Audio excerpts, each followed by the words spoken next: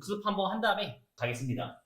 계정 이름만 잘 정리하시면 되겠습니다. 자산과 부채 계정 이름만 정리하시면 되는데 자산하시면 이제 받을 권리. 우리가 물건을 팔았을 때 돈을 그대로 받는 게 아니었어요. 나중에 받을 거예요. 그래서 받을 권리가 생기죠. 채권이 생깁니다. 그래서 외상 매출금 받으러움이 생겼고요. 그 다음 반대로 내가 이번에 산 거예요. 샀을 때도 이제 외상으로 산 거죠. 그때도 이제 매입 채무 갚아야 되는 의무가 생겨서 외상 매입금. 그 다음에 또 하나 지급업. 이렇게 이제 계정 잡으시면 되겠습니다. 자, 이런 건 다 주된 거래 때. 주된 거래하면 세 가지 기억나시면 되죠. 상품, 제품, 원재료. 이 세 가지 때 주된 거래 때 이 계정 쓰겠고요. 그 다음에 주된 거래가 아닐 때. 예를 들어서 우리가 이제 쓸 책상, 컴퓨터 이런 거 샀을 때. 그때는 어물 주거나 받더라도 우리가 지급업, 그 다음에 받으러 쓰면 안 됐습니다. 그때는 미수금, 미질금. 미수금, 미질금 가시면 되고요. 그 다음에 돈을 빌려줬죠? 돈을 빌렸습니다. 대여금이 있었고 내가 돈을 빌리면 차입금. 이 두 가지로 가시면 되겠죠. 근데 회계에서는 이제 기준은 몇 년이요? 1년. 1년이 안 되면 다 단기. 1년이 넘어가면 이제 장기. 구별해 주시면 되겠습니다. 선급금과 선수금은 계약금. 계약금이 되겠고요. 선급금은 계약금을 줬지만 나중에 거래가 파기되면 다시 돌려받으니까 자산이 되겠고 선수금은 돈을 미리 받았어요. 계약금 받았어요. 하지만 얘는 계약이 파기되면 다시 돌려줘야 되니까 부채. 그 다음에 가질금, 가수금 있었죠? 가질금은 언제요? 출장 갔을 때. 출장 갔을 때 내고요. 원인 아직 못 드리니까 가질금 내고. 그 다음에 가수금은 원인 알선들이 들어왔을 때. 그럴 때 이제 계정 이름 쓰시면 되겠습니다. 자, 그 다음에 이제 회계에서 이제 기본 자리, 자산, 부채, 자본, 재무 상태표에 써 있었고요. 그 다음에 이제 수익과 비용. 수익과 비용은 손익계산서. 이 자리만큼은 대손. 꾸준히 봐두셔야 됩니다. 자, 대손회계는 뭐 별건 아니에요. 뭐냐면 내가 물건을 팔았고 상대방한테 돈을 못 받은 거예요. 그래서 큰 손해. 큰 손해라고 생각하시면 되겠습니다. 기업이 보유한 모든 채권은 100% 회수한다는 것은 거의 불가능하다. 채무자의 부도, 파산, 사망 등으로 어떤 일정 정도 회수 불가능한 위험을 가지고 있다. 만약 채무자의 파산, 부도 등의 사유로 회수가 불가능하게 된 경우 대손이 난다. 자, 그러면 우리는 이 대손을 대비해야 됩니다. 못 받을 거를 이제 인식하고 가셔야 돼요. 자, 아래쪽에 좀 더 보시면 그러나 기업회계에서는 대손에 관한 회계 처리 충당금 설정법, 보충법으로 만들고 있고요. 그 다음에 충당금 설정법은 재무상태표의 보고기한 말 12월 30일이 되는 거고요. 매출 채권 잔액으로부터 회수 불가능한 채권을 추정해서 이 추정 금액을 대손 충당금으로 설정하고 동시에 비용으로 회계 처리합니다. 자, 이제 한번 예시를 좀 들어드리겠습니다. 2022년 작년 12월 30일이 상황이고요. 내가 못 받을 거를 대비해놨어요. 대손 충당금을 1,000만 원 이렇게 이제 준비해놨습니다. 작년에 이제 12월 30일에 이렇게 만들고 시작하는 거예요. 그리고 이제 실제 장사를 하는 겁니다. 올해. 그래서 23년 5월 1일이 됐습니다. 제가 A라는 사람한테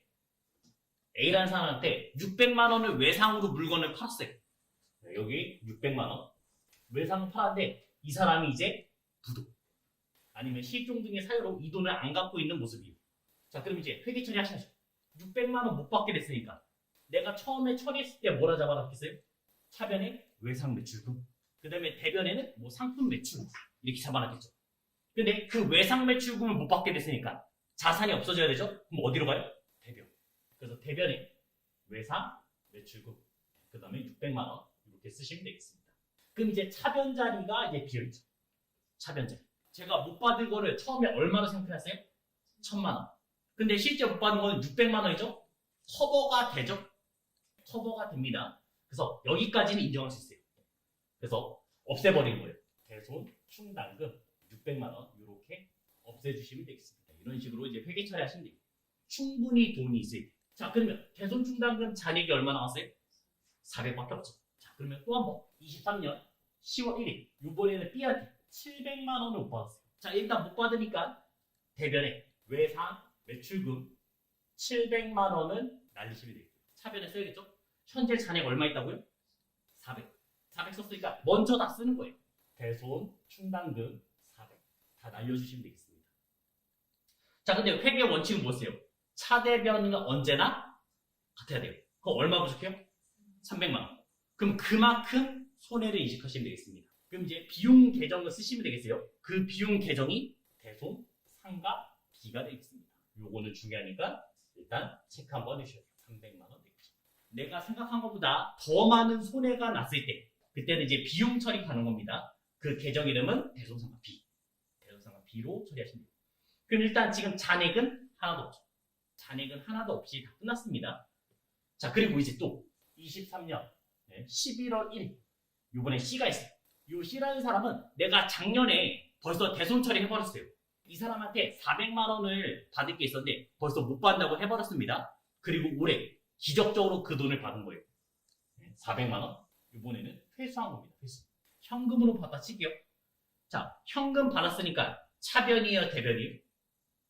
받았으면 차변, 자산의 증가. 그래서 현금 400만 원 쓰시면 되겠고요. 그 다음에 이제 대변 자리는요. 현금을 받았어요. 작년에 대손 처리한 거예요. 작년에 예를 들어서 대손 충당금 날려버렸고 대손상가 B 날렸어요. 그리고 올해 기적적으로 돈을 받았다고. 일단은 400만 원 들어왔고 대변에는 그때는 이제 불변 계정입니다. 이때도 대손 충당금 자동으로 이제 보충을 해주시면 되겠어요. 그래서 시험 문제에서는 좀 자주 나오는 부분이니까 한번 체크해 주시면 되겠습니다. 대손 충당금 보충. 자, 이제 또 12월 30일이 됐습니다. 12월 30일이 뭐 한 날이에요? 저희 결산한 날이 되겠어요. 그러면 또 이제 내년에 얼마 못 받을지 또 판단하셔야죠. 요거는 벌써 작년에 내가 못 받을 것 같다 해서 이제 장사를 시작했잖아요. 그러면 이제 23년 12월 30일 날 또 내년에 이제 얼마 못 받을 쓰는 겁니다. 이때 대손 충당금 1000만 원을 못 받을 것 같다. 이렇게 이제 시작했어요. 그러면 지금 현재 잔액이 얼마 있어요? 대손 충당금 400 있잖아요. 방금 전에 보충된 게 400 있잖아요. 그리고 내가 지금 1000만 원 만들어야죠. 얼마 더 챙겨 넣으시면 돼요? 600. 600만 원 더 돈 넣으면 되겠죠.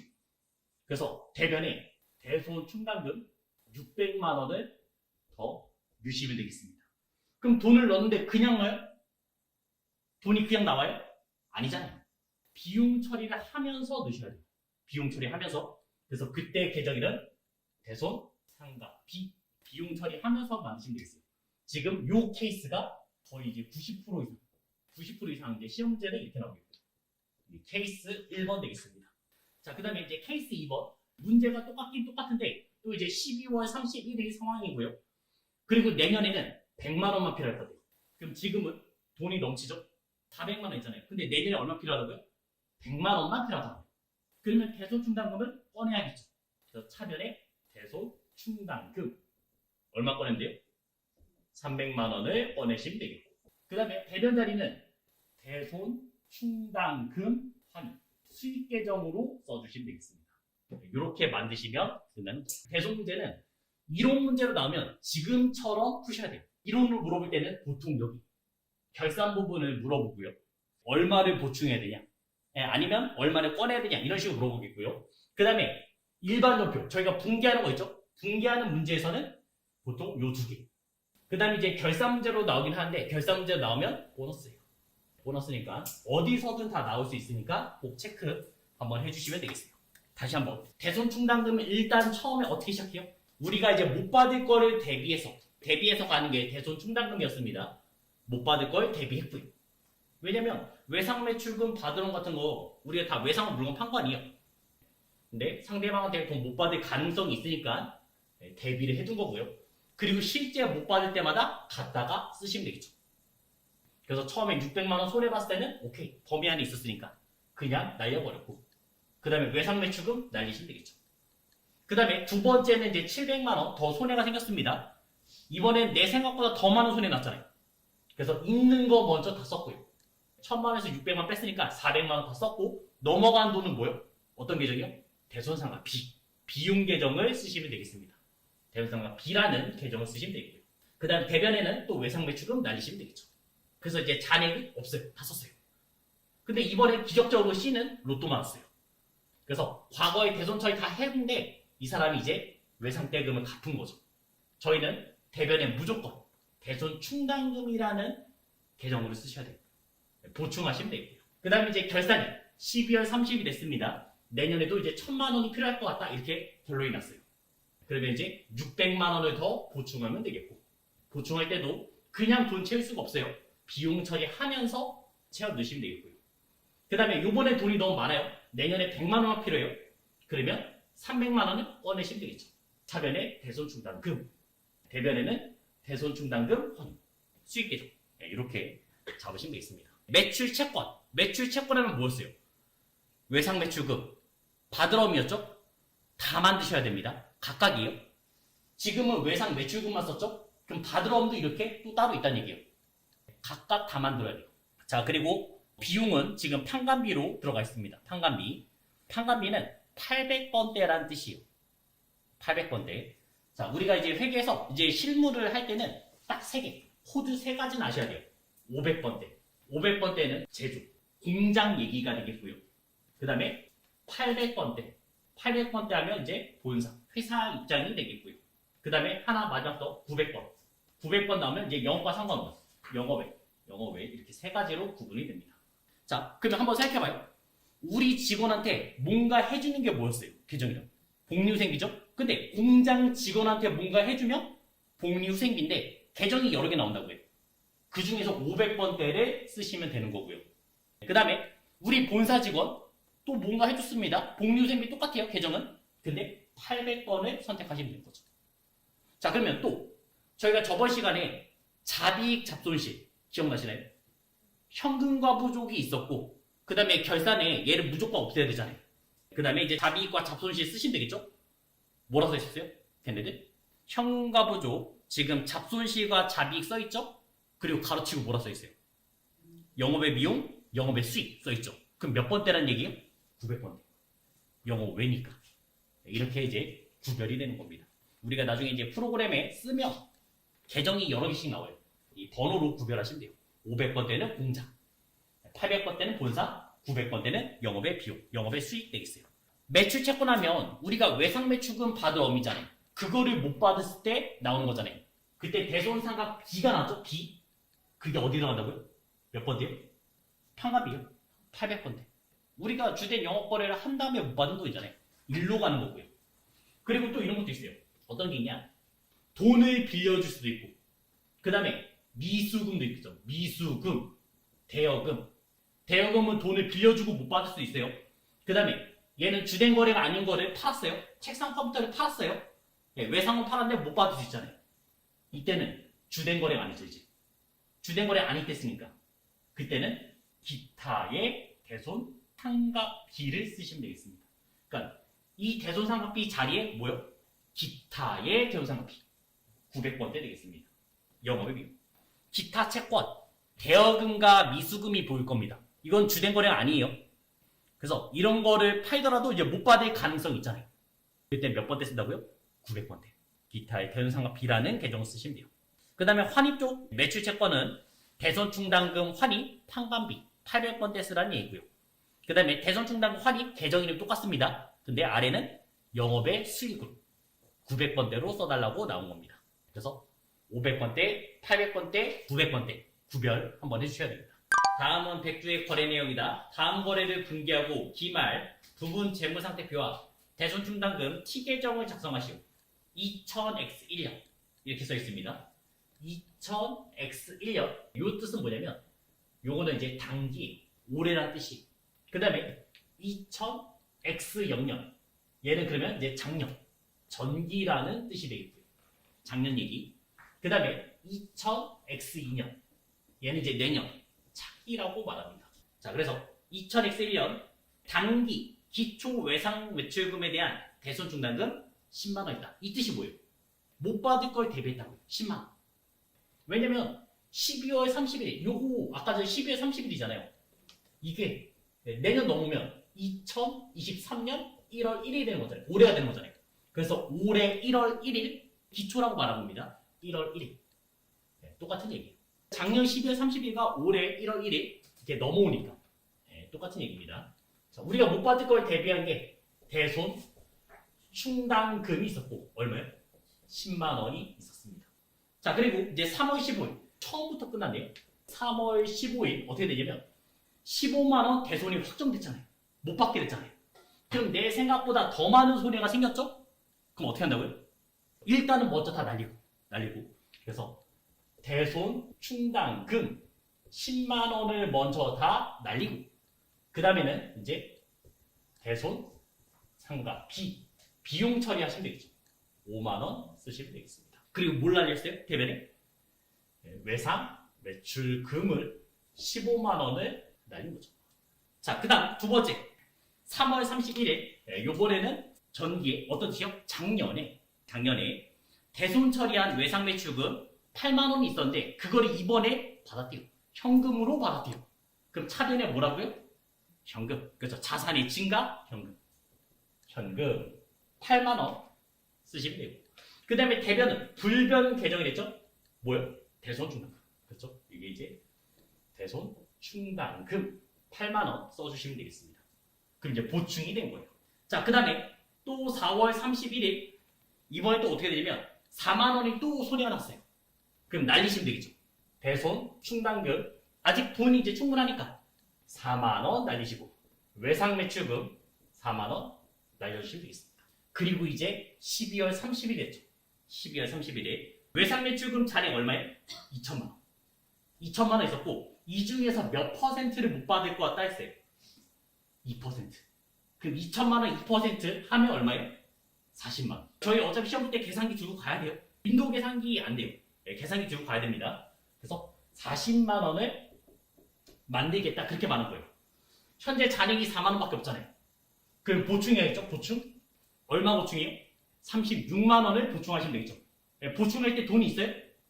없잖아요. 비용 처리하면서 보충해야 되잖아요. 그럼 차변에 뭐예요? 대손 상가비 36만 원 채워 넣으시면 되겠고요. 네, 그 다음에 대손 충당금 36만 원 이렇게 가시면 끝나겠습니다. 이 패턴 잘 기억해 주시기 바랍니다. 나중에 비슷한 게 다시 한번 나와요. 네, 비슷한 게 다시 한번 나오니까 네, 자 한번 기억해 주시고요. 계정 이름은 선급금과 선수금이죠. 이게 뭐였어요? 계약금. 하나는 계약금을 받은 거고 하나는 계약금을 준 거죠. 그것만 생각하시면 되겠습니다. 일반적 상거래에 속하는 재고자산 구입 등을 위해서 선지급한 계약금을 말한다. 장차 재고자산 납품되며 재고자산으로 대체 정리될 잠정적인 재화나 용역에 대한 청구권을 내용으로 하는 채권 계정이다. 그 다음에 선납세금.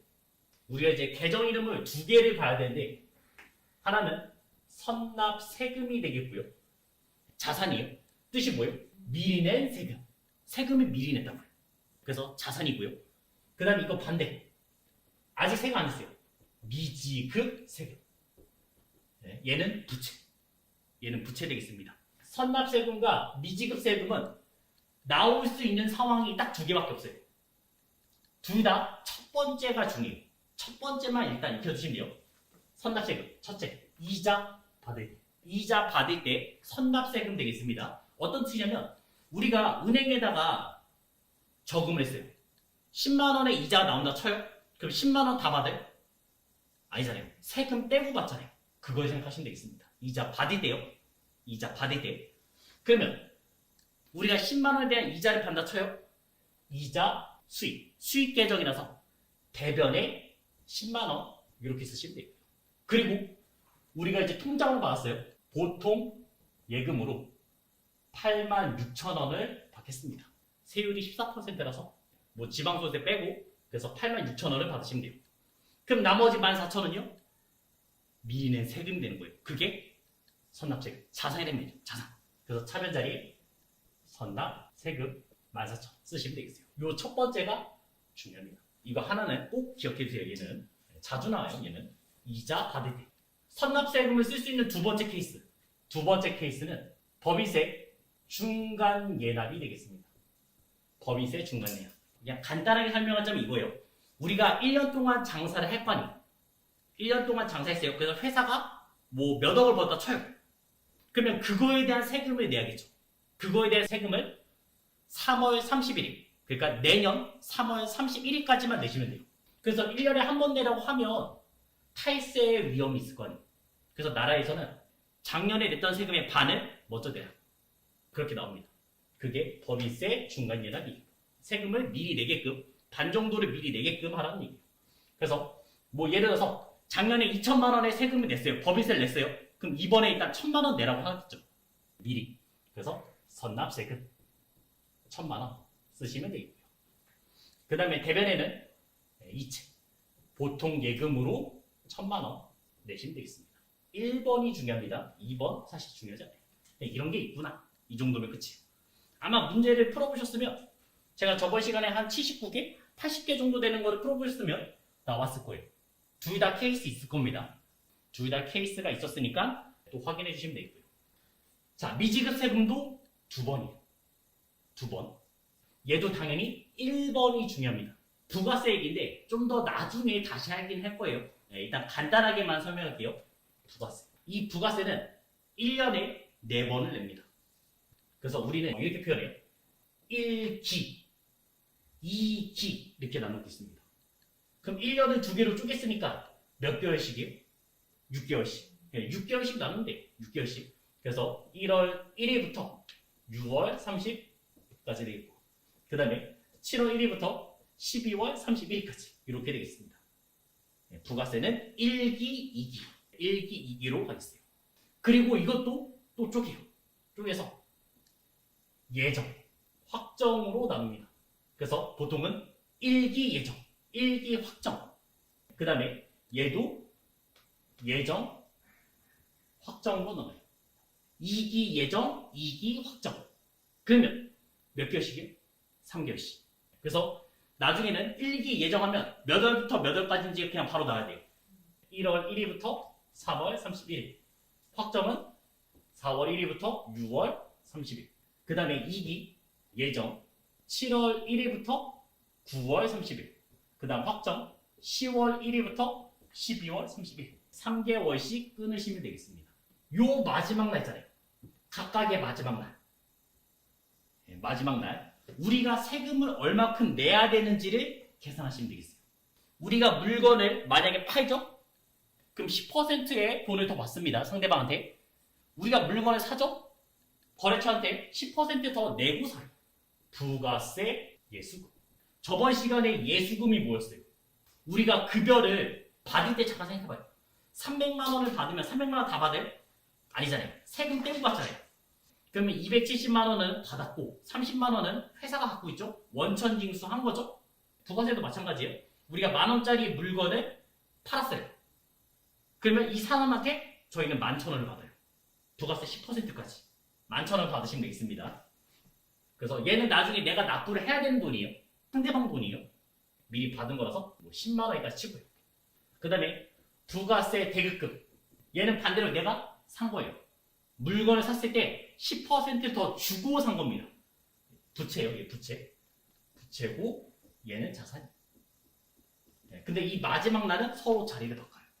상계를 해요. 그래야지만 이제 얼마 내야 될지 계산되니까. 그래서 여기는 이제 7만 원에 합쳐요. 부채를 없앤 거고요. 자산을 없앤 겁니다. 그러면 차대변 비교했을 때 대변에 얼마 부족해요? 3만 원 부족하죠? 무슨 자리예요? 자산 자리가 부채 자리예요. 대변이니까. 이거 보지 말고. 기본 자리. 부채. 그럼 돈을 내야 될 게 생겼다고요. 3만 원 내야 될 때 생겼다고요. 냈어요? 아직 안 냈어요. 이 마지막 날 회계 처리하는 거예요. 이렇게. 그래서 아직 안 내서 미지급 세금이라고 씁니다. 3만 원. 그때 등장하는 게 미지급 세금이에요. 자, 이게 복잡하면 일단 2기는 잠깐 지울게요. 그냥 1기만 이거 하나만 써놔도 괜찮아요. 어차피 나중에 다 할 거라서. 내야 되는 돈이 10만 원 있었고 그 다음에 받아야 되는 돈이 지금 7만 원 있다. 그럼 서로 그럼 결론적으로 3만 원을 내면 되겠죠. 근데 아직 안 낸 것 뿐이에요. 그래서 부채, 미지급 세금 나옵니다. 그래서 이 첫 번째 케이스만 좀 기억해 두시면 괜찮아요. 자, 그러면 조금만 더 나가서 그럼 이 돈은 언제 내냐? 3만 원 내면요. 언제 내냐? 만약에 지금 3월 31일 회계 처리라면 다음 달 25일까지. 그래서 4월 25일까지 내시면 되겠습니다. 그러면 이제 부채가 없어지겠죠? 미지급 세금. 그 다음에 대변에는 보통 예금. 네, 내면 끝나겠죠. 자, 얘도 2개가 있다 했어요. 두 번째, 법인세. 아까는 법인세 중간 예납이었죠? 이번에 법인세 결산이에요. 법인세 결산대. 그러니까 날짜로 맞으면 12월 31일 상황입니다. 12월 31일 날 또 미지세금이 나온다고요. 12월 30일까지 내가 장사를 했으면 1년 동안 얼마 벌었는지가 나왔을 거 아니에요. 거기에 대해서 이제 세금을 내겠죠? 세금을 냅니다. 그래서 12월 30일 회계처리 보면 이렇게 돼요. 차변에는 법인세 등 해서 총 내야 될 돈이 2천만 원 있었다. 이렇게 회계처리되는 거고요. 그 다음에 대변에는 우리가 아까 전에 미리 낸 돈 있잖아요. 선납세금. 미리 낸 돈 선납세금 1,000만 원 있었죠? 그게 없어지는 거예요. 그래서 여기다가 대변에 선납세금 미리 냈던 돈 1,000만 원이 없어졌고, 그럼 얼마 더 내면 돼요? 1,000만 원 더 내면 되겠죠. 아직 안 냈습니다. 미지급 세금 1,000만 원 이렇게 나오시면 되겠습니다. 이 법인세는 언제까지 내냐? 내년 3월 31일까지. 요거는 3월 30일까지 내시면 되겠습니다. 내년. 날짜는 바꿀 수 있어요. 날짜는 바꿀 수 있는데 신고를 안 하면 그냥 이 규칙으로 따라갑니다. 우리 회사가 겨울에 너무 바쁜 회사예요. 그럼 이거 언제 신고하고 있어요? 그런 거는 날짜를 바꿔서 여름에 내게끔 할 수도 있어요. 근데 일반적인 신고 안 했으면 지금처럼 12월 30일 날 갈 겁니다. 그래서 선납세금 쓰는 2개. 이자 받을 때. 받을 때요. 그게 중요해요. 이자 줄 때는 예수금이에요. 또. 이자 받을 때고. 그 다음에 두 번째는 법인세 중간 예납. 미지급 세금도 2번 있습니다. 첫 번째는 부가세. 부가세. 이 마지막 날에 회계 처리한다고요. 이거는 분계 문제, 시험 문제에서도 잘 나올 거예요. 잘 나올 겁니다. 그래서 미지급 세금 쓰시면 되고요. 또 이런 것도 있어요. 내가 이번에 물건을 너무 많이 샀어요. 너무 많이 사서 이번에 환급 받을 거예요. 그때는 이제 미수금이 되는 거예요. 만약에 이제 여기는 미수금도 있을 수 있어요. 이번에 너무 많이 사서. 네, 이런 케이스도 있습니다. 그 다음에 또 두 번째 미지급 세금, 법인세 결산 때. 법인세 결산 때 있었겠죠. 12월 30일 이제 1년치 장사가 끝났으니까 내가 총 얼마를 벌었는지가 나왔을 거 아니에요. 그래서 그거에 대한 세금 내기죠. 10%, 20%, 뭐 25%뭐 이런 식으로 세금이 있습니다. 그래서 법인세 등 차변에 써. 그리고 과거에 냈던 선납세금. 선납세금 요거요. 정확하게는 이거 2개입니다. 얘랑 얘예요. 요 2가지가 없어지는 거예요. 그냥 간단하게 그냥 1,000만 원만 써놓을게요. 그 다음에 아직 안 냈으니까 가시면 돼요. 여기까지가 당좌 자산 되겠습니다. 그래서 한 장 108페이지 넘겨보시면 3월 15일 정기예금의 이자 100만 원에 대해서 원천징수 세액을 제외한 86만 원이 들어왔대잖아요. 그럼 대변에 뭐예요? 이자 수익. 그게 이제 100만 원이고 차변에 받은 거는 86만 원. 보통예금 받았죠. 그러면 14만 원은요? 선납세금. 미리 낸 세금. 네, 선납세금 되겠습니다. 아래 보시면 이번에 법인세 중간예납. 중간예납. 벌써 보자마자 끝났죠? 뭐요? 중간예납 보자마자 예산. 중간예납. 선납세금. 네, 선납세금 지금 100만 원 낸 겁니다. 자, 그 다음에 이제 12월 30일 결산 때 법인세를 추산해봤어요. 계산해보니까 얼마 내는데요? 200만 원 내는데요. 그러면 차변에 법인세 등 200. 대변에는 선납세금. 지금 방금 전에 이 100만 원과 아까 전에 14만 원 2개 더해서 114만 원이 대변에 선납세가 없어지는 거고요. 그 다음에 나머지가 이제 미지급 세금 되겠죠. 자, 이거는 다 1번 정도만 기억하시면 되겠어요. 1번 정도만. 자, 그 다음에 5번에서는 부가세 대금, 부가세 예수금. 어떤 뜻인지 알겠죠? 우리가 물건을 팔았다고요. 물건을 팔았으면 그 사람한테 10%더 돈을 받을 거 아니에요. 그 10% 받은 돈, 내 돈이에요? 아니죠. 상대방 거예요. 그게 부가세 예수금이고요. 내야 되는 돈이에요. 예수금이니까. 그 다음에 부가세 대금은 반대로. 내가 물건을 산 거죠? 물건을 샀습니다. 근데 10% 더 내고 샀다고요. 그건 나중에 환급받을 거예요. 자산이. 부가세, 과세대상, 재화 등 구입 시 거래 징수당한 부가가치세 매입세액을 말하는 것으로서 추 부가가치세 신고 시 매입세액으로 공제된다. 그래서 아까 전에 이 케이스가 되겠습니다. 나중에는 좀 더 자세하게 예시를 드릴게요. 지금은 계정 정도만 잡아두시고요. 자, 그 다음에 6번 마지막에 이제 소모품. 소모성 물품이요. 없어지는 것들이요. 소모성 비품구비에 관한 비용으로서 사무용품, 그 다음에 소모공구 구입 등 회사 중요성에 따라서 자산을 처리한다. 회사가 만약에 이 물건이 중요하다고 생각하면 소모품 자산이 되는 거고요. 이 물건이 중요하지 않아요. 그러면 소모품 B 비용이 되는 겁니다. 그래서 회사가 이제 중요하게 생각하면 소모품이라는 자산이고요. 회사가 중요하게 생각하지 않으면 소모품 B. 그래서 이거는 재무상태표를 조금 확인을 좀 해주셔야 돼요. 어떤 걸 확인해야 되냐? 우리가 이제 한솥 도시락에서 도시락을 산다 쳐요. 내가 이제 한솥 도시락을 창업하고 싶어요. 그래서 막 설명회 가고 있습니다. 그러면 거기서 이제 뭐예요? 도시락을 만들고 마지막에 고무밴드로 이렇게 감싸고 줄 거 아니에요. 그 고무밴드를 생각해봐요. 고무밴드. 중요해요? 회사 입장에서는 그냥 소모품 B로 해도 끝나는 거예요. 소모품 B로 해도 그냥 비용 처리해도 됩니다. 근데 우리 회사가 잘 나가는 것처럼 보여야 되잖아요. 돈이 많은 것처럼 보여야 되잖아요. 그럼 어떤 거 한다고요? 소모품으로 잡는다고요. 중요성에 따라서 소모품 B 쓸 수 있습니다. 그거에 따라서 이제 판단해 주시면 돼요. 일단 여기까지 보고 재고자산 시작하겠습니다. 우리가 예전에 이제 자산 T를 그렸을 때 차변자리에 이제 자산이 있었죠. 자산은 크게 두 가지로 봤잖아요. 1년 기준 유동자산이 있었고 1년 내에 현금화되는 게 유동자산이었고 그 다음에 비유동자산이 있었습니다. 그리고 저희가 이제 저번 시간 그리고 이 전 시간까지 한 게 뭐였어요? 현금화가 제일 빠른 게 당좌.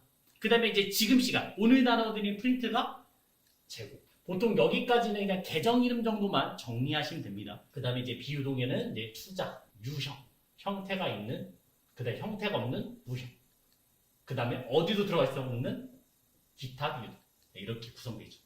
다 차별자리 되겠어요. 재고자산은 포인트가 딱 이거예요. 판매 또는 생산. 목적으로 가지고 있는 게 다 재고자산 되겠어요. 기업이 영업활동 과정에서 판매 또는 제품 생산을 위해서 보유하고 있는 자산. 그게 다 재고자산 되겠습니다. 그 한 줄만 체크하시면 돼요. 재고자산의 종류를 보니까 상품. 무슨 기업이요? 상기업이요. 내가 완성품을 샀다가 파는 회사죠. 다이소 같은데. 그런 게 이제 상품이 되겠고. 그 다음 제품은 뭐였어요? 우리가 이제 만들어서 파는. 우리가 만들어서 파는 회사가 이제 제품 되겠죠. 그 다음 반제품. 반제품은 우리가 만들어서 팔긴 팔 건데 완성된 건 아니에요. 중간에 그냥 팔 수 있으면 반제품. 어느 정도만 만들면 이제는 팔 수 있다는 얘기죠. 반제품. 자가제조한 중간 제품, 부품으로 판매가 가능한 것. 반제품 되고. 그 다음에 제공품. 제공품은 만들고 있는 중. 제품의 제조를 위해서 제조 과정에 있는 것. 공장에서 지금 만들고 있는 중이 이제 제공품. 그 다음에 물건을 만들 때 뭐가 필요해요? 원재료가 필요하겠죠. 그 다음에 저장품, 소모품, 수선용 부품 및 기타 저장품. 그 다음 미착품, 아직 도착하지 않은, 운송에 있어서 아직 도착하지 않는 원재료, 상품 등을 말한다. 이게 다 재고자산 되겠습니다.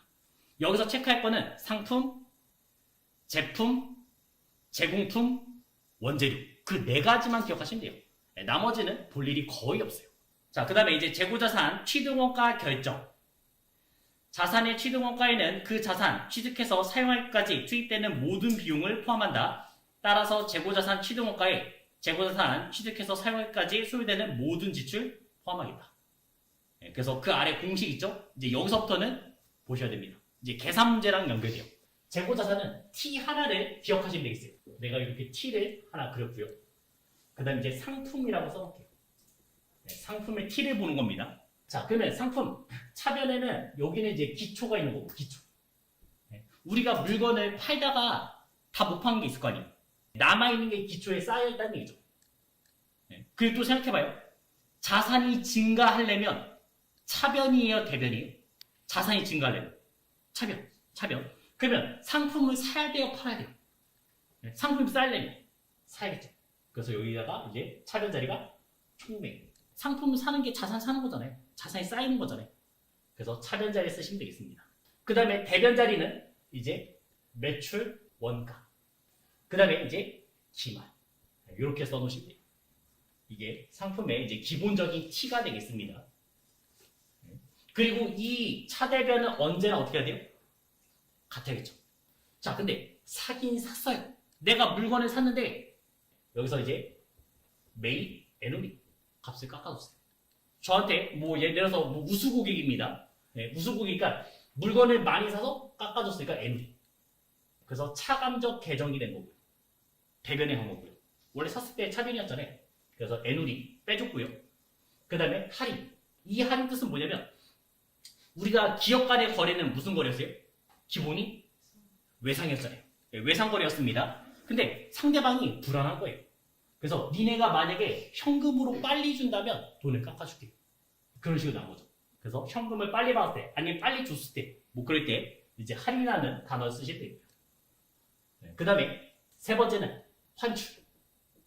환출. 이 뜻은 뭐냐면 내가 물건 샀습니다. 샀는데 불량품이에요. 그럼 뭐 해야지? 반품하겠죠. 다시 나가겠죠. 내 창고에서 나갔겠죠? 그게 환출.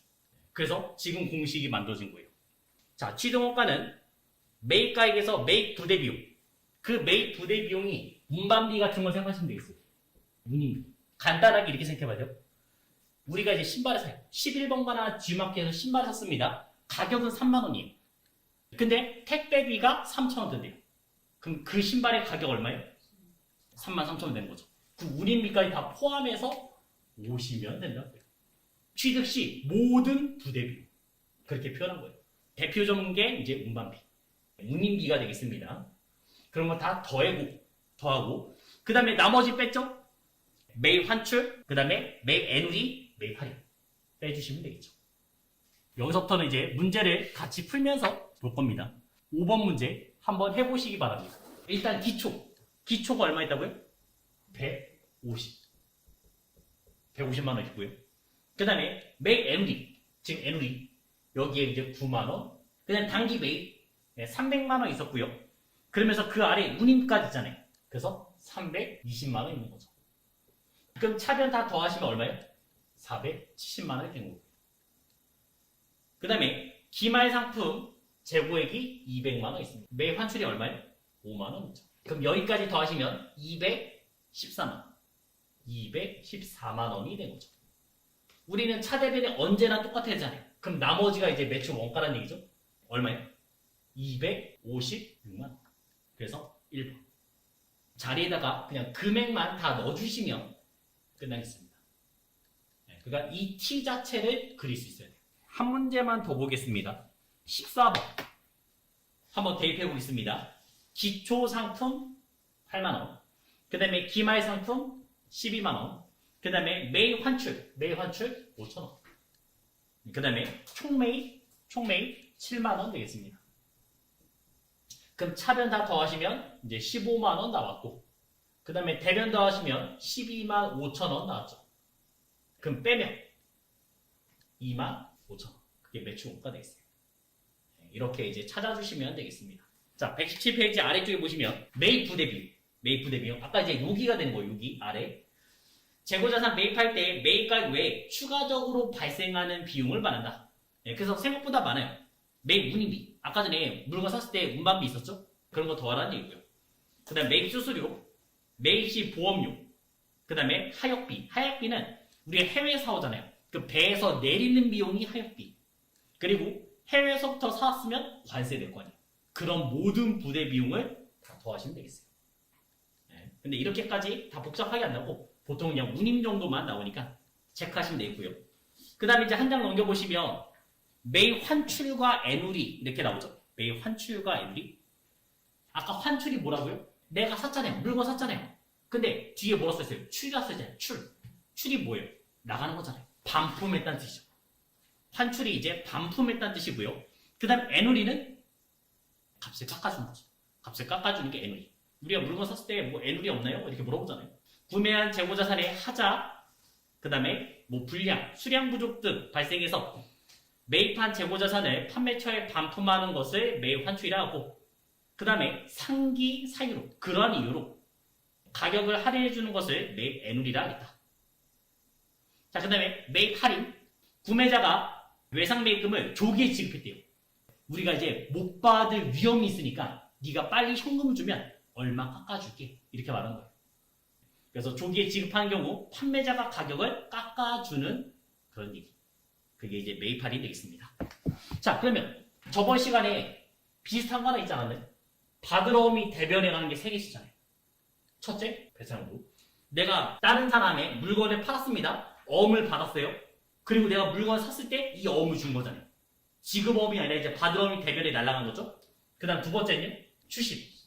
추심 간단히 말하면 기간이 기다렸어요, 못 기다렸어요? 기다렸죠. 어음 기간이 기다렸습니다. 그럼 이때 쓰는 계정이는 수수료비. 그 다음 세 번째가 뭐예요? 할인. 이 할인과 달라요. 이 할인과 다릅니다. 얘는 어음 기간을 못 기다리고 은행에 판 거예요. 어음의 할인은 매출, 채권, 처분, 손실이라는 계정이 나오시면 되겠어요. 그래서 요거를 좀 헷갈려 하시는데 체크 한번 해주시면 되겠어요. 공식이 하나를 더 써야 돼요.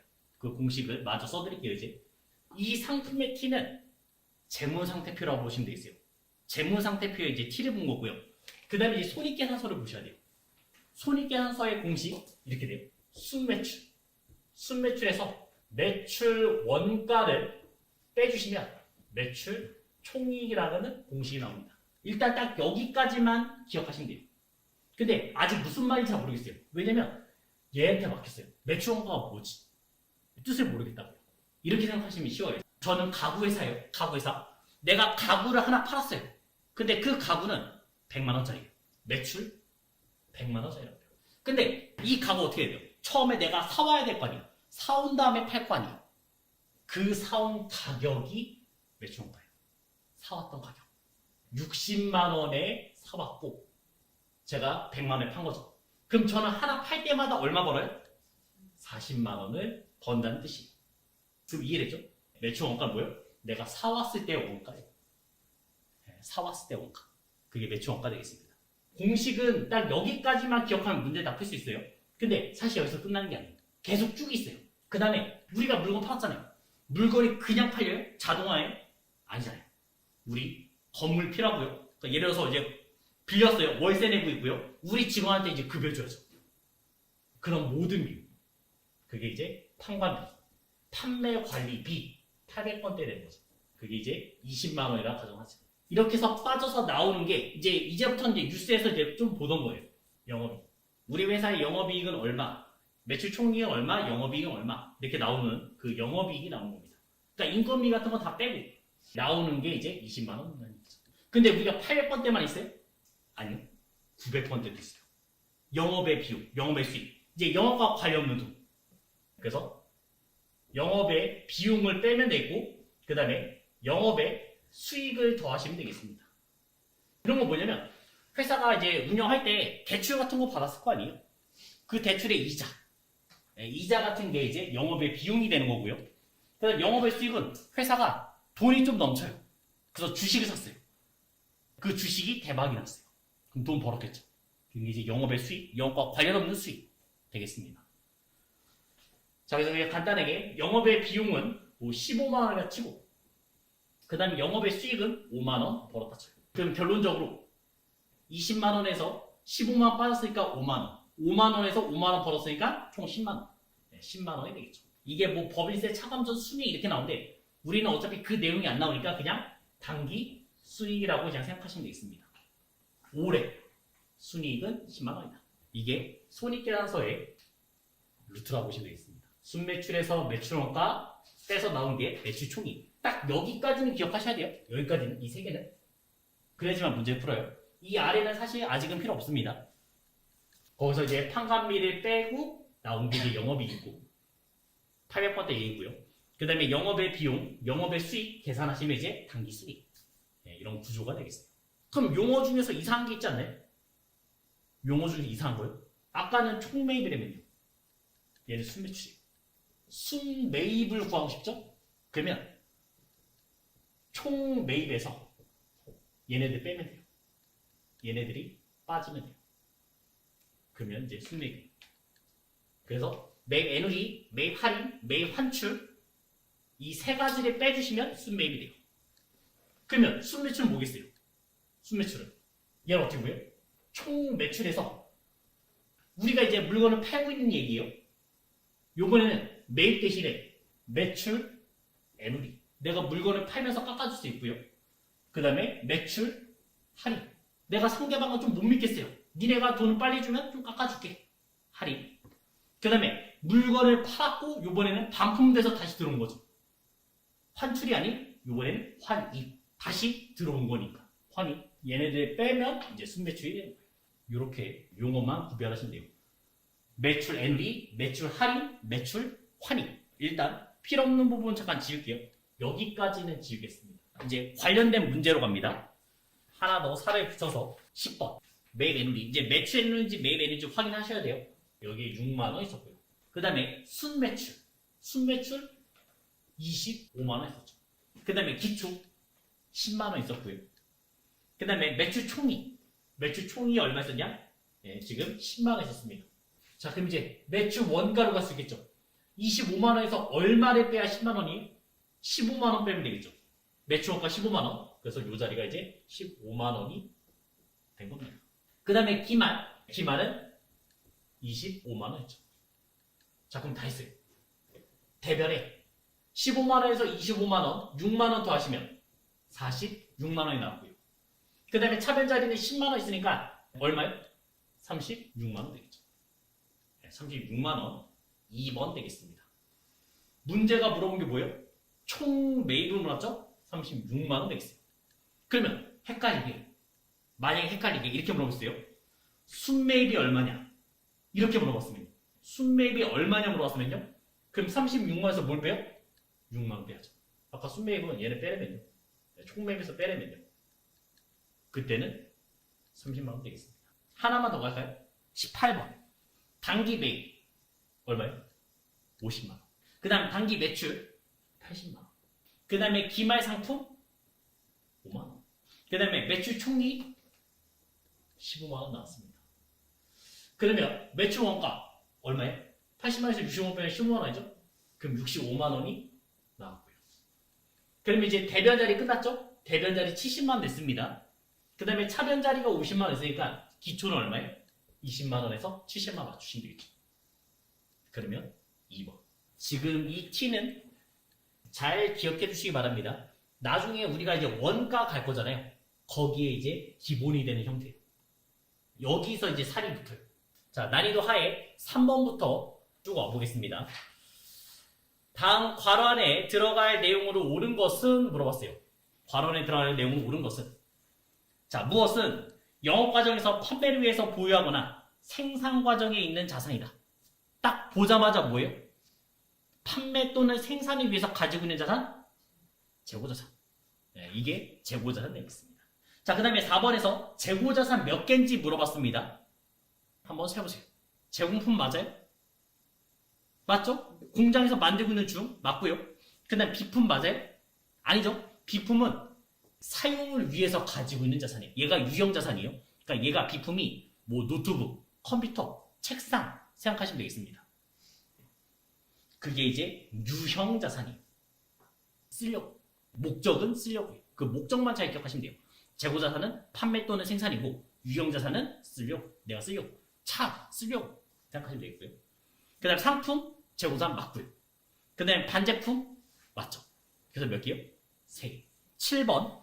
다음 중 상품의 매입, 부대 비용으로 볼 수 없는 것은? 취득 시 모든 부대 비용 더하려면요. 다 더하려면요. 아닌 것은 몇 번이요? 하나는 빼잖아요. 몇 번 빼요? 4번 빼죠. 매입 ND, 매입 할인, 매입 환출. 얘네는 차감적 계정. 차감적 계정입니다. 나머지 다 더해야 돼요. 살 때 들어갔으면 다 더해야 되는 거고. 예, 그 다음에 얘네 ND, 할인, 환출은 빼시면 되겠어요. 그래서 4번 되겠습니다. 자, 그 다음에 이제 15번.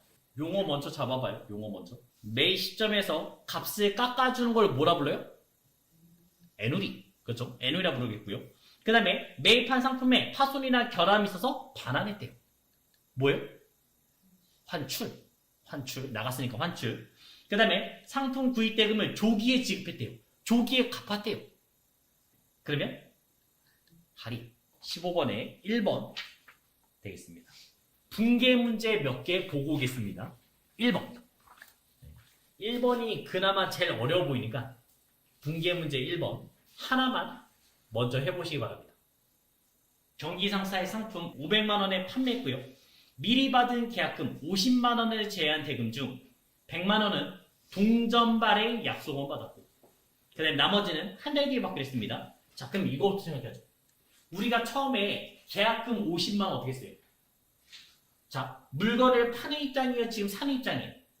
파는 입장이죠? 그럼 처음에 50만 원 받았을 거 아니에요? 자, 그래서 계약금 받았을 때 계약금 받았을 상황부터 할게요. 뭐 10월이라 가정하고 현금으로 50만 원을 받았습니다. 그리고 계약금 받았으니까 계정으로 뭐 써요? 부채인 선수금 50만 원 쓰시면 되겠죠. 아직까지는 부채라고요. 그리고 11월 1일에 이제 실제 물건을 파는 거예요. 얼마치 팔았어요? 500만 원. 그럼 대변에 뭐라 써야 돼요? 상품이라 쓰면 돼요? 팔았을 때? 상매출. 그렇죠. 상품이라 썼으면 이거 뜻이 뭐랬어요? 이거는 도난 파손이라는 뜻이었어요. 그래서 수익 계정인 상품 매출을 써야 된다. 이게 수익 계정. 비용과 수익이잖아요. 그래서 500만 원 쓰시면 되겠습니다. 자, 이제 결론이고요. 내가 500만 원치 팔았잖아요. 그럼 과거에 받았던 이 계약금 없어지는 거고요. 선수금 50만 원이 없어지는 거고요. 그럼 나머지 450만 원 더 받으시면 되잖아요. 그 중에서 100만 원은 어음 받았죠? 네, 어음 받았으니까 계정에는 받으러 100만 원 가시면 되겠고요. 그 다음에 우리는 차대변이 언제나 똑같아지잖아요. 차변에 얼마 부족해요? 350만 원이 부족합니다. 그거 어떻게 했다고요? 외상했다고요. 계정에는 그렇죠. 자산 계정이 외상 매출 350만 원. 이렇게 하시면 되겠습니다. 네, 솔직히 이 문제만 풀 수 있으면 시험 문제는 다 풀 수 있어요. 이것만 할 수 있으면. 지금은 흐름 때문에 위에를 써준 거지 나중에는 그냥 바로 나올 거예요. 하나 더. 5번. 2번도 지금도 팔고 있습니다. 근데 뭘 받았어요? 계약금 받았잖아요. 네, 날짜는 똑같다고 가정을 하고 가보면 계약금 얼마 받았어요? 30만 원 받았습니다. 그래서 뭐 똑같이 10월 1일 날 현금으로 30만 원 받았고 그 다음에 대변에 계정에는 뭐라고 이게? 선수금 30만 원 가시면 되겠죠. 그리고 우리가 물건 팔았습니다. 물건 얼마짜리 팔았냐? 상품 매출 300만 원짜리 팔았고요. 그 다음에 과거에 받았던 계약금이 없어지는 거죠. 그래서 선수금 30만 원이 없어지는 겁니다. 그 다음에 100만 원을 현금 받았고요. 나머지 현금으로 100만 원 받았고 그 다음 나머지 뭐였지? 외상. 그렇죠? 외상 매출. 네, 좋습니다. 외상 매출금 170만 원. 이렇게 하시면 되겠죠. 네. 어때요? 하다 보니까 느낌이 오죠? 네, 이런 식으로 풀어주시면 되겠습니다. 자, 그래서 그 아래는 지금 조심할 점 있어요. 7번도 한번 잠깐 봐볼게요. 7번에 문제 뭐라 써있냐? 판매용 상품 운동화 1000만 원을 현정 상사에 구입하기로 했습니다. 말했어요. 구입하기로. 그리고 계약금 100만 원을 현금으로 지급했대요. 자, 판단. 산 입장이에요? 파는 입장이에요? 산 입장이죠? 산 입장입니다. 우리가 지금 100만 원을 현금으로 줬어요. 100만 원 현금 줬어요. 자, 그러면 현금은 차변이에요? 대변이에요? 현금 줬으니까. 이렇게 생각하시면 돼요. 돈을 받으면 무조건 차변. 자산이 증가고요. 돈이 나가면 자산이 감소되는 거죠? 대변. 이걸로 먼저 차대변 잡으시면 쉬워져요. 그러니까 돈이 들어오는 건지 나가는 건지 그것만 먼저 써놔요. 어차피 차대변 무조건 같아야 되잖아요. 나머지 다 반대예요. 돈이 들어오면 자산이 증가했을 거 아니에요. 그래서 차변. 돈이 나가면 자산이 감소했죠? 대변. 지금은 물건을 사는 입장이에요. 그럼 제가 돈을 줘야 되잖아요. 지금 100만 원을 현금으로 줬습니다. 그래서 대변에 현금 100만 원 가시면 되겠죠. 그럼 차변에 뭐예요? 계정에는 선급금 100만 원 쓰시면 끝이죠. 1000만 원 써야 돼요? 아니요, 필요가 없어요. 왜요? 회계상의 거래가 아니잖아요. 지금 딱 이 위에 이 상황이 위에까지의 상황이 우리가 회계상의 거래가 맞는지 아닌지 저번에 사진 하나 찍어 놓으셨죠? 그거 생각하시면 되겠습니다. 회계상의 거래가 아닌 거는 고용, 누구 뽑기로 했다. 회계상의 거래가 되려면 물건이 나가거나 없어지거나 아니면 돈이 들어오거나 나가거나 이런 상황이 있어야 돼요. 1000만 원어치는 지금 말만 한 거잖아요. 아직 회계상의 거래 아니에요. 현실에선 거래가 맞지만 회계상의 거래는 아닙니다. 그래서 회계 처리할 필요가 없어요. 실제 나간 돈만 회계 처리하시면 돼요. 기말재고자산 귀속여부라 써 있습니다. 이 말은 뭐냐면 내 건지 아니면 내게 아닌지 물어보는 거예요. 재무상태표 기말재고자산에 포함되어 있을 건지 아닌지 물어보는 얘기 되겠습니다. 그래서 1번은 미착 상품이라 써있죠? 아까 미착 상품이 뭐였어요? 미착. 도착하지 않았다고요. 해외에서 사고 있다고 보시면 돼요. 그러면 첫 번째는 이제 미착 상품이 되겠고 우리나라가 있고요. 그 다음에 이제 해외에서 지금 물건을 사고 있는 중이에요. 팔거나 사거나 뭐 둘 다 가능하겠습니다. 지금 물건은 현재 바다 한가운데 떠 있습니다. 그리고 지금 매출하죠. 그리고 이제 A 건지 아니면 이제 B 건지를 물어보고 있습니다. 자, 여기서 용어는 딱 두 개예요. 첫째, 선적지 인도 기준이라고 써있죠. 선적지 인도 기준일 때 이 물건, 바다에 떠 있는 이 물건은 A 건지 B 건지를 물어보는 겁니다. 자, 선적지 인도 기준. 이 뜻은 그냥 간단히 말하면 배에만 실으면 판 거예요. 다시 배에만 실으면 팔았다고요. 자, 그러면 바다에 떠 있는 이 물건은 A 거예요, B 거예요? B. 배에 실어서 가고 있잖아요. 그래서 이 물건은 이제 B의 물건이 되겠습니다. 선적지 인도 기준이라는 뜻은 배에만 실으면 팔았다. 배에만 실으면 팔았다는 뜻이 되고요. 그 다음에 두 번째는 이렇게 써있죠. 도착지 인도 기준이라고 써있습니다. 그럼 이 뜻은 뭐였겠어요? 도착해야지만 팔았다고요. 도착해야지만 팔았다고요. 도착했어요? 안 했죠? 그럼 이 물건 바다에 떠 있는 건 누구 거예요? A가 되겠죠. 그래서 누구 건지를 알 수가 있습니다. 우리가 해외에서 이제 수출할 때 어떤 조건이냐, 선적지 인도 기준이냐, 도착지 인도 기준이냐 이런 얘기가 나오는 거예요. 자, 요번에 또 이제 매입하고 있어요. 요번에는 이제 매입 상황이에요. 바다에 떠 있습니다. A 거예요, B 거예요? 매입하고 있어요. 현재 상황. 선적지 인도 기준이 실으면 팔린 거잖아요. 사고 있죠? 바다에 떠 있죠? 그러니까 A 게 되겠고. 그럼 요번에는 도착지 인도 기준입니다. 도착했어요? 안 했죠? 그럼 누구 거예요? 있게 되겠죠. 이렇게 누구 건지를 알 수가 있습니다. 미착 상품, 운송 중인 상품.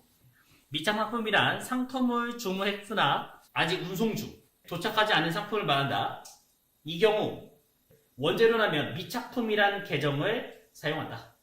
운송 중에 화재로 인해서 배가 침몰했을 때 누구에게 법적 책임이 있는지 그거를 물어보는 겁니다. 선적지 인도 기준, 도착지 인도 기준 4개요. 자, 그 다음에 두 번째. 자, 이 얘기는 뭐냐면 A라는 사람이 물건을 팔 건데 너무 못 팔아요. 홍보를 너무 못해요.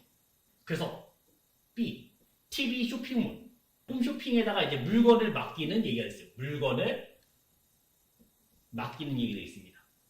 자, 그러면 내가 지금 물건을 맡겼죠? 이 물건은 지금 B가 가지고 있는 이 물건은 A 거예요, B 거예요? A가 되겠죠. 당연히 A가 되겠죠.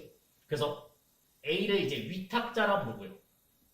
그 다음에 이 사람은 물건을 받았죠? 손으로 받았죠? 수탁자가 되겠습니다. 위탁자와 이제 수탁자 되겠습니다. 자, 그리고 이 물건의 이름은 이제 적송품이라고 말해요. 그럼 이제 B가 나중에는 물건을 팔아줄 거 아니에요. 쇼핑몰에서 아니면 홈쇼핑에서 이제 팔 거 아니에요. 그런 식으로 이제 문제 나오겠죠. 그럼 이제 B가 물건을 팔았을 때 생년서를 끊어줘야 돼요. 누구 명의로 끊어요? A 명의로 끊어요? B 명의로 끊어요? A 명의로 끊으시면 되겠습니다. 이 B는 나중에 그 수수료만, 판매 수수료만 챙기시면 돼요. 위탁자, 수탁자, 그 다음에 적송품. 맡겼지만, 물건을 맡겼지만 아직까지 판 거 아닙니다. 수탁자가 팔아야지만 팔린 거예요. 그 다음에 세 번째는 시송품. 시송품 하시면 이제 간단하게 이렇게 생각하시면 돼요. 한번 써보세요.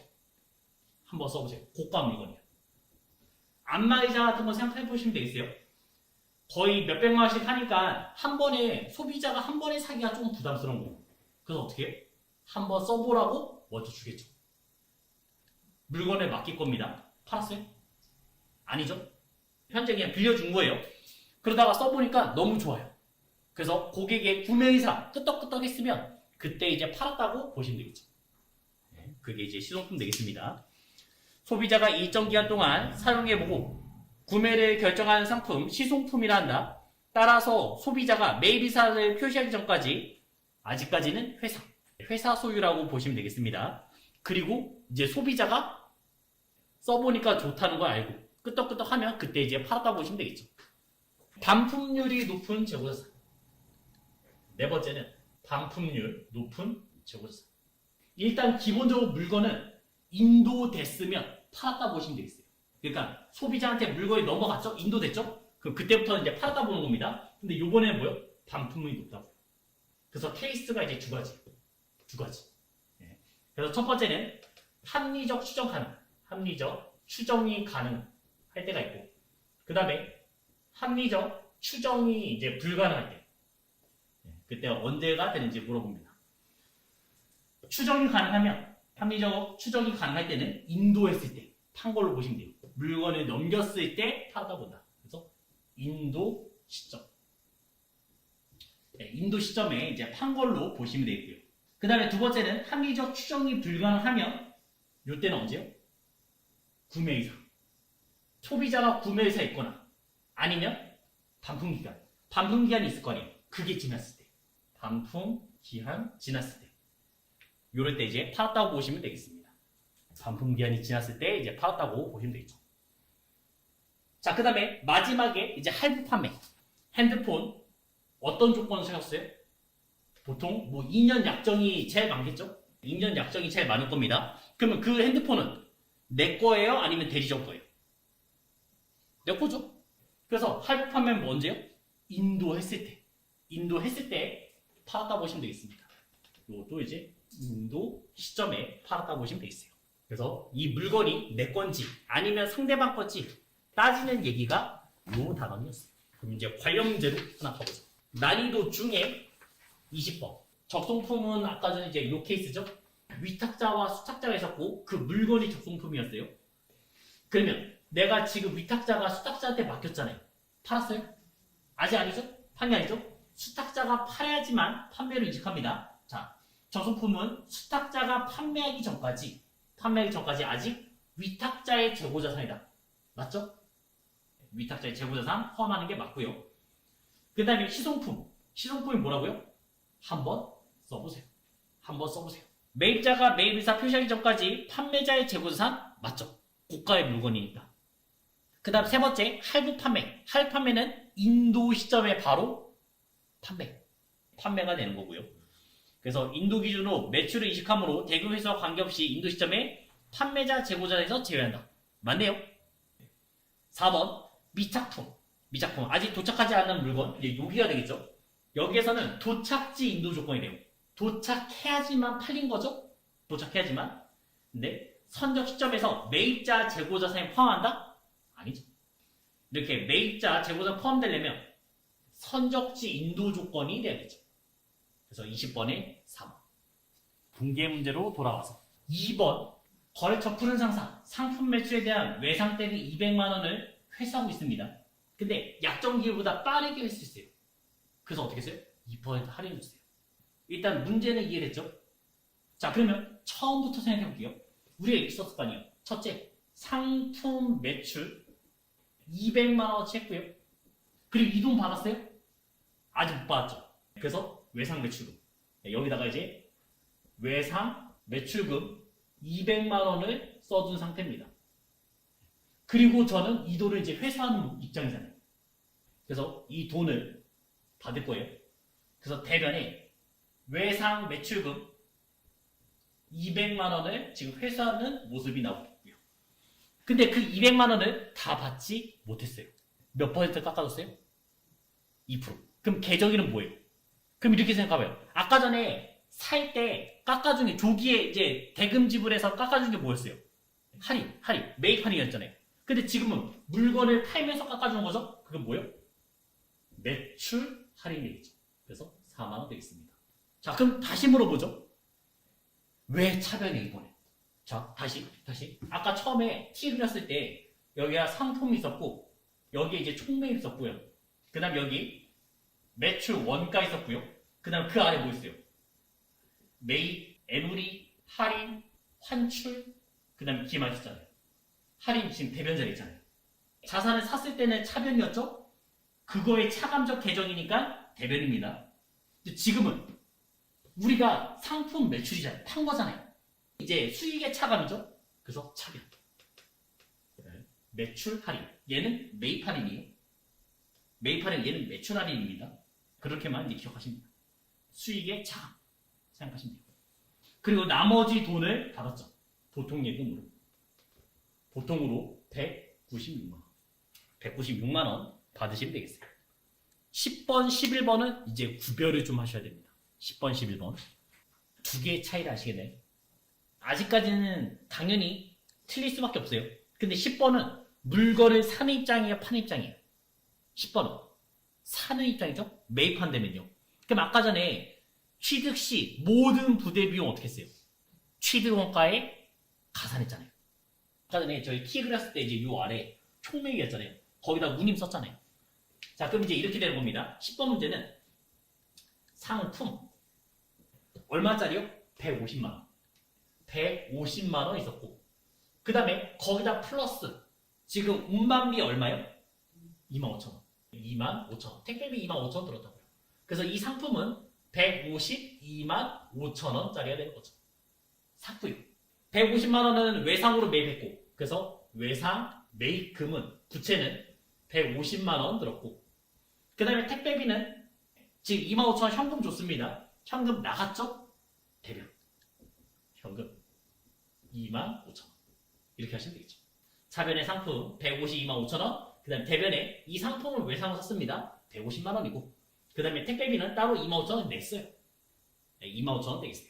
그 다음 11번. 이제 여기서 판단하셔야 돼요. 11번 문제는 중앙가구의 상품 120만 원을 판매했죠? 판매했습니다. 자, 택배비 중환했어요. 판매자가 냈죠. 판매자. 그때는 따로 비용 처리하셔야 됩니다. 자, 그래서 이게 어떻게 되냐? 일단 120만원짜리 외상으로 판매했습니다. 그래서 외상 매출금 얼마예요? 120만원이 되는 거고, 그 다음에 7만원을 판매자가 냈잖아요. 우리가 일반적으로 택배 주문해봐요. 그러면 다 매입자가 다 내잖아요. 다 매입자가 냅니다. 그러니까 판매자가 냈으니까 이거는 비용 처리하셔야 돼요. 운반비라는 계정을 쓰셔야 됩니다. 7만원. 이렇게 하시면 돼요. 그래서 간단하게 뭐요? 매입할 때는 취득원가에 가산하면 되는 거고, 매입할 때는 팔았을 때는 운반비라는 계정을 따로 비용 처리 쓰셔야 돼요. 자, 그래서 120만원짜리 상품 매출. 나머지는 현금. 7만원은 현금 지급했죠? 현금 7만원. 끝. 이렇게 되겠습니다. 그러니까 우리가 뭘만 판단하면 돼요? 사는 입장이냐, 파는 입장이냐. 끝이에요. 15번. 제품 한 개 원가 50만원짜리를 매출거래처 견본품으로 줬대요. 우리 회사에서 만든 물건이 있었어요. 50만원짜리인데 이걸 어떻게 해요? 샘플로 줬다고요. 거래처에. 여기까지 이해됐죠? 자, 그러면서 이제 어떤 계정을 쓰라 나왔을 겁니다. 견본비. 딱 이름 보자마자 차변이에요, 대변이에요. 이름에 뭐가 써있어요? 끝에? 비 있잖아요. 그럼 얘는 비용이겠죠. 견본비 비용. 그래서 견본비 차변에 쓰시면 되겠어요. 비로 끝나면 다 차변이에요. 99%가 다 비용입니다. 그래서 여기다가 이제 50만원 쓰면 되겠고, 그 다음에 대변에 뭘 줬어요? 제품. 팔았어요? 아니죠? 그러면 제품 매출 써요? 안 쓰겠죠? 수익 아니에요. 이거는 그냥 제품. 제품이라고 쓰시면 그냥 끝이에요. 자, 근데 여기서 이제 하나 더 아셔야 됩니다. 이제 대변 자리에, 이 대변 자리에 상품, 제품, 그 다음에 원재료. 이게 무조건 대변에 오면 저희는 적요 8번을 꼭 써주셔야 됩니다. 이 적요 8번 뭐냐면 프로그램 할 때 숫자 8번을 한번 누르셔야 돼요. 적요에다가 숫자 8번을 한번 써달라는 얘기예요. 적요 8번. 적요 8번. 이 뜻이 뭐냐면 타계정 대체라고 합니다. 자, 이게 뭐냐면 원래 용도와 맞지 않게 썼다. 이런 얘기예요. 상품, 제품, 원재료 다 용도가 있을 거네요. 상품이랑 제품은 판매하기 위해서 가지고 있는 거죠. 근데 판매했어요? 안 했다고요. 그래서 다른 용도로 썼다 이렇게 표시를 해주셔야 돼요. 원재료도 내가 물건을 만들 때 써야 됩니다. 근데 내가 뭔가 기계를 고칠 때 쓸 수도 있어요. 대변에 원재료 가도 적요 8, 타계정 대체 넣어주시면 되는 겁니다. 당연히 무슨 말인지 잘 모를 거예요. 요거는 제가 빔으로 잠깐 보여드릴게요. 그러면 이게 이제 실제 시험도 이렇게 나오고요. 앞에 여기 일반 전표 써있죠? 일반 전표가 저희가 지금 하고 있는 차대변을 만드는 거예요. 차대변을. 자, 그래서 얘를 클릭했습니다. 클릭. 그럼 방금 전에 이 15번 문제를 한다 칠게요. 차변에는 견본 B, 대변에는 제품이었잖아요. 날짜, 뭐 1월 15일 썼고요. 지금 커서가 지금 9분에 있죠? 9분에 있는 게 보이는데 여기에 3번이 차변, 4번이 대변이, 숫자 3번, 숫자 4번이요. 그럼 알아서 들어가요. 제가 숫자 3번 눌러볼게요. 숫자 3번 쓰면 차변 이렇게 써져요. 그리고 차변의 계정이는 뭐였어요? 견본비였죠? 여기다가 이제 견본 다 안 써도 돼요. 우리가 계정 이름을 100% 외울 필요가 없어요. 검색하면 나옵니다. 이렇게 한두 글자 친 다음에 엔터 치시면 견본비가 나와요. 그래서 이제 판관비라고 써져 있죠. 800번대. 이 말한 게 그 800번대가 요거예요. 500번대는 공장, 800번대는 본사. 쳤고요. 그 다음에 이제 엔터로 넘기는 거예요. 이건 엔터 넘기고 차변에 얼마요? 50만 원이죠? 그러면 우리가 회계 프로그램은 0을 너무 많이 눌러야 돼요. 우리가 실제 단위가 뭐 몇십만 원, 몇백만 원에서 끝난 게 아니라 몇천만 원, 몇억 이렇게도 가요. 실제로 가면. 그러면 50만 원이니까 500, 그 다음에 키보드에 플러스 버튼 누르면 03개가 알아서 생겨요. 플러스 버튼 누르면 이렇게 3개가 알아서 붙습니다. 그래서 1 플러스 누르면 100만 원이 돼요. 자, 그래서 엔터 누르면 이제는 차변이 끝난 거고요. 그 다음에 이제 대변 만드셔야죠. 대변. 대변은 몇 번이요? 대변은 4번. 숫자 4. 여기서 이제 숫자 4번을 쓰시면 대변이 만들어져요. 그 다음에 계정 이름 뭐였어요? 아까 전에? 제품이었죠? 여기다 이제 제품 쓰면 되겠고요. 그 다음에 여기 적요 보이죠? 적요? 이 적요에다가 숫자 8번만 쓰면 파이가 썼습니다. 쓰면 타계정 대체. 된다고요. 네, 이게 원래 용도와 다른 용도 썼다 나오는 거예요. 그 다음에 자동적으로 50만 원이 써집니다. 그래서 프로그램은 정말 그냥 한두 번만 연습하시면 다 할 수 있어요. 어려운 건 뭐예요? 실제 분계를 하는 게 어려운 거예요. 네, 실제 분계. 그래서 분계 연습은 필수예요. 오늘 것도 40문제 있습니다. 당연히 숙제겠죠. 네. 17번. 당사에서 생산한 제품 400만 원짜리 어떻게 써요? 국방부에 무상으로 줬죠? 그럼 나라에 뭐 한 거예요 지금? 기부. 그래서 이런 것도 계정이 있습니다. 기부금 쓰시면 되겠죠. 그래서 기부금 400만 원 가면 되겠고, 그 다음에 대변 뭘 줬어요? 제품. 그렇죠? 제품 400만 원 줬죠. 자, 그럼 의심해야죠. 상품, 제품, 원재료가 대변에 왔으니까 뭐요? 적요 8번. 아까 숫자 8번 그거 한번 넣어달라고요. 네, 이건 안 쓰면 안 됩니다. 상품, 제품, 원재료가 대변에 오면. 그리고 상품, 제품, 원재료가 뭐였어요? 주된 거래.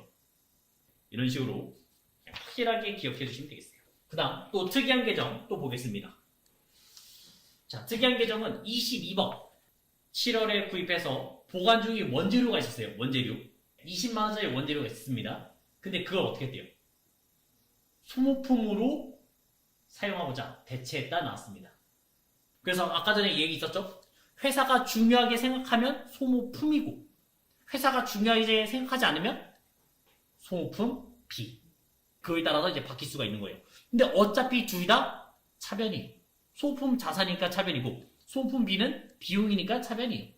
그래서 차변에 소모품 20만 원 되겠고요. 그러면서 뭘 썼어요? 원재료 갖다 쓴 거죠. 원재료는 자산에서 차변 자리가 기본이었고 없었으니까 대변에 원재료 20만 원 되겠습니다. 그럼 의심 적요 8. 상품, 제품, 원재료 대변하면 무조건 적요 8.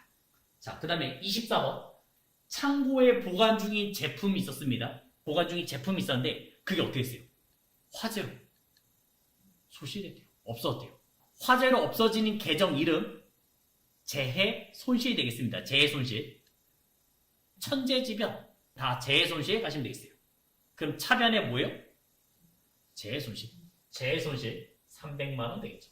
그 다음에 대변에 뭐가 불타 없었어요? 그렇죠? 300만 원. 그럼 또 그렇죠. 절교 이렇게 하는 거죠. 27번.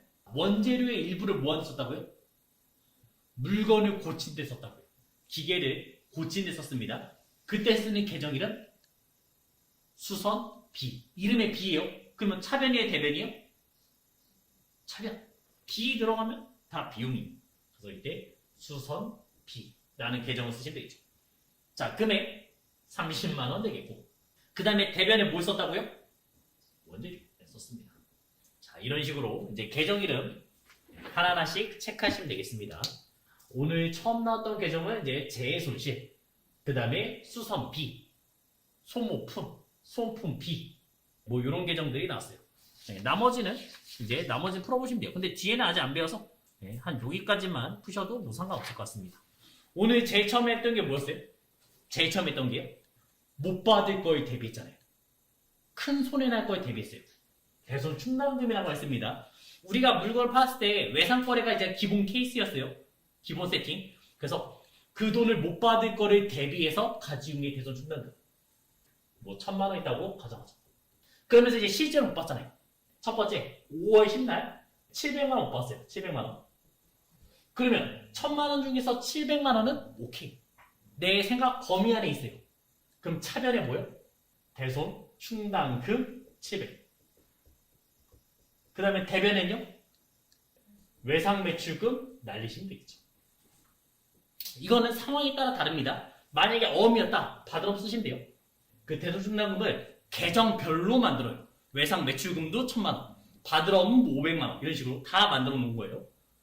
자, 그 다음에 10월 10날 500만 원을 못 받게 됐어요. 이번에 현재 잔액 얼마 있어요? 300. 근데 내 생각보다 더 많은 손해가 생겼죠? 그럼 차변에 일단 없애야죠. 대손 충당금 300 있는 거 다 쓰고 넘어가는 계정이죠. 대손상비 비용. 그때 쓰는 게 이제 대손 상가비였습니다. 200만 원. 왜 대손 상가비냐? 주된 거래니까. 외상 매출금 자체가 주된 거래잖아요. 외상 매출금 받으러 다 주된 거래였어요. 외상 매출금 500 쓰시면 되고요. 자, 여기서 이제 중요한 거는 얘랑 비슷한 게 하나 있어요. 우리가 이제 주된 거래할 때 만약에 돈을 빌려주고 나서 못 받을 수도 있어요. 근데 내가 생각한 것보다 더 많이 손해가 났어요. 그때는 대손 상각비 대신에 뭐 쓴다고요? 기타의 대손 상각비. 요 차이는 뭐냐? 얘는 800번대예요. 얘는 900번대예요. 영어의 비용이에요. 요거는 이제 주된 건 아닌데 뭐 대여금이나 아니면 그 미수금. 옛날에 못 받았던 돈을 이번에 기적적으로 300만 원 받았어요. 내 통장에 꽂혔어요. 내 통장으로 300만 원이 들어왔습니다. 예전에 대손 처리했던 돈이에요. 그러면 차변의 계정이요. 통장으로 돈이 들어왔어요, 나갔어요? 지금? 들어왔죠? 그럼 차변의 대변이에요. 돈이 들어왔으니까. 차변, 자산의 증가. 돈이 들어오면 받으면 무조건 차변, 나가면 대변. 네, 그래서 이때는 보통 예금, 통장에 왔으니까 보통 예금에 300만 원이 들어왔고요. 그 다음에 불변인 계정 이름이었죠? 뭐요? 대손 충당금 보충해 주시면 되겠습니다. 이런 식으로 가시면 되죠. 그러면서 이제 12월 31일에 뭐 내년에는 500만 원 만들어야겠다 했으면 200만 원 더 채우시면 되겠죠? 차변에 대손 상각비 200.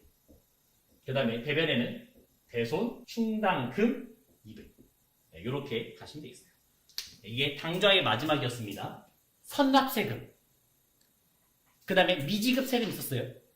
선납세금 딱 2번 쓴다 했어요. 1번 첫 번째 뭐예요? 언제요? 그게 중요했으니까. 이자 받을 때. 이자 받을 때 그 이자 10만 원을 다 받는 게 아니잖아요. 세금 떼고 받잖아요. 그게 선납세금. 그 다음 두 번째는요. 법인세 중간예납. 법인세 중간예납 낼 때도 선납세금 가시면 되겠습니다. 그 다음에 미지급 세금을 쓰는 것도 두 개가 있어요. 첫째, 제일 중요한 게 다 첫째예요. 첫째는 부가세. 부가세 3월 31일, 6월 30일, 9월 30일, 12월 30일 그 마지막 날에 세금을 부가세 예수금과 부가세 대여금을 상계를 할 겁니다. 서로 자리에 바꿀 거예요. 그러면서 이제 만약에 돈을 내야 된다. 하면 미지급 세금 되겠죠. 아직 안 냈으니까. 그거는 다음 달 25일까지만 내면 되니까. 그게 쓰는 게 이제 미지급 세금이고. 그 다음에 또 하나는 법인세 결산. 법인세 결산도 지금 세금은 안 내요. 그것도 3월 말까지만 내면 돼요. 그리고 분납도 가능해요. 그런 게 다 미지급 세금 되겠어요. 재고자산의 정의. 목적이 뭐예요? 재고자산은 판매 또는 생산. 판매 또는 생산 목적을 가지고 있으면 재고자산 되겠습니다. 근데 대부분 문제는 다 판매 목적으로 나올 거예요. 판매 목적을 가지고 있으면 재고자산. 상품 맞아요? 그 다음에 우리가 만들어서 파는 거는 제품. 그 다음에 만들고 있는 중은 제공품. 그 다음에 원재료.